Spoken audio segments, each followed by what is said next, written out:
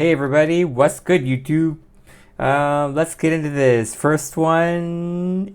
So this guy didn't unless you were a user where you see had, that like, the green light was not for him. Wow. Manual recording will now start. So luckily he stopped. There, now I have a video to submit.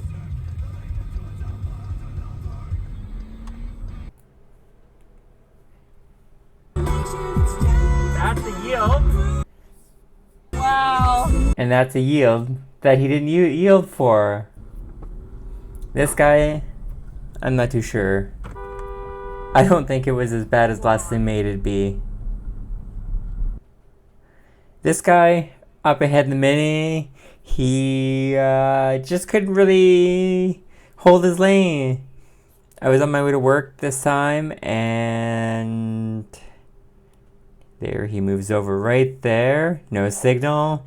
I gave him a honk, and we moved on.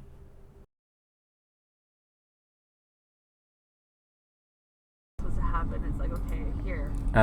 This one, the Tesla, I was wondering what Leslie was doing. I couldn't figure out why she was slowing down so much. Wow. And the car just moves right on over, and I was like, wow, how did you predict that? I would have never noticed. I would have never noticed. We don't have roundabouts. This guy, I don't know what time it was, but I think he probably shouldn't have been driving, and I regret not calling this into the police because he couldn't keep his lane behind me, and he almost comes over to my lane over here, slides right over a little bit, and then puts his left turn signal on when he obviously doesn't mean to go left into the lane, and you see he's back and forth in the lane there. So I should have followed him a little bit more and then called him in, and just to make sure that he doesn't hurt anybody. I regret that. This one, I hate when people do this. And I don't understand why they need to, like, how many cars they get ahead? 3 or 4 cars? What did that accomplish? And then, like, the second guy follows him as well. And then, generally when I catch stuff, I don't know if I'm a jerk, but I try to let them in if I don't have to, because this is just stupid. It makes me so mad. Just to cut in front of me because you want to get to the very front of the line and save 4 or 5 cars. What did you accomplish? Please tell me. And if you do this and you're watching this, tell me why you do it.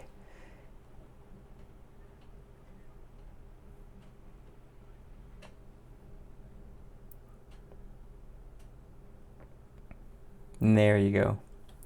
There they come. And I don't think I let this guy in. Because I watched this happen and I was like, no, you need to go behind me because that's where you were before. You didn't actually just get on the highway and merge on.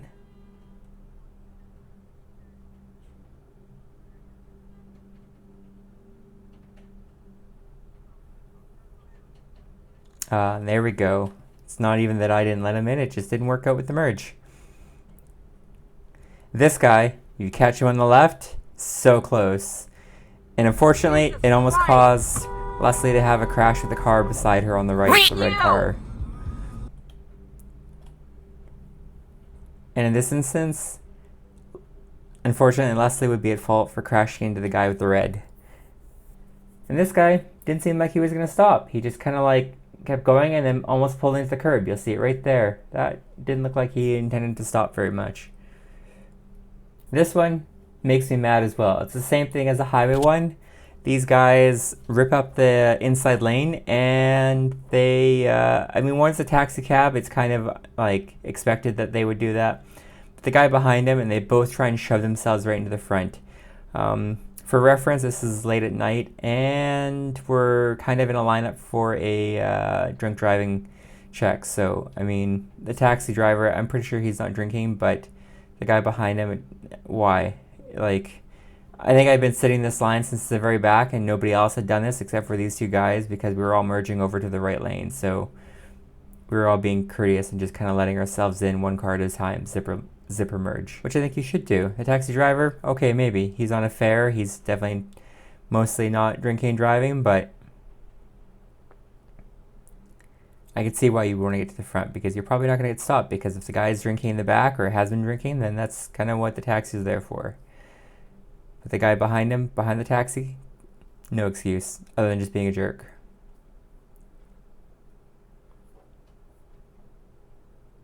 This was a close one. Make sure you guys have your winter tires on, please. Or don't drive, or slow down. That's a good idea. Right here on the left, just barely misses it, and then almost crashes into me.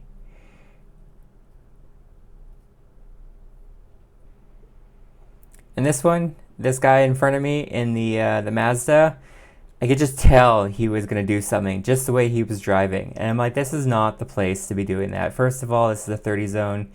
It's slow. I think there was a little bit of traffic here this day because of the snow, and like, it's just, you know, people are going slow because of the snow. It's fairly clear, but I remember this being a little bit slick. See, he almost went for it there on the left, overtaking the bus and the car on a red, and even kind of pushed that truck over a little bit. I just had a feeling he was going to do something. I was like, don't do it, but you probably are.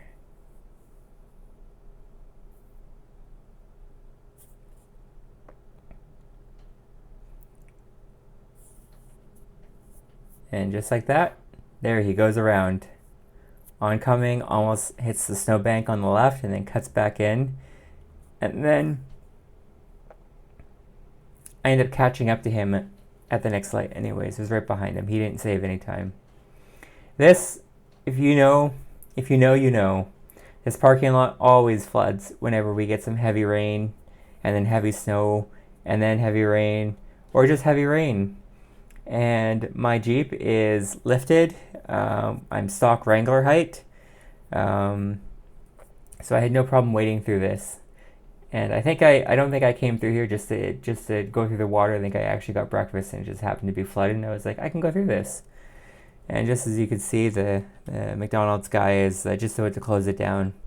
But this always happens. But like I said, if you know, you know.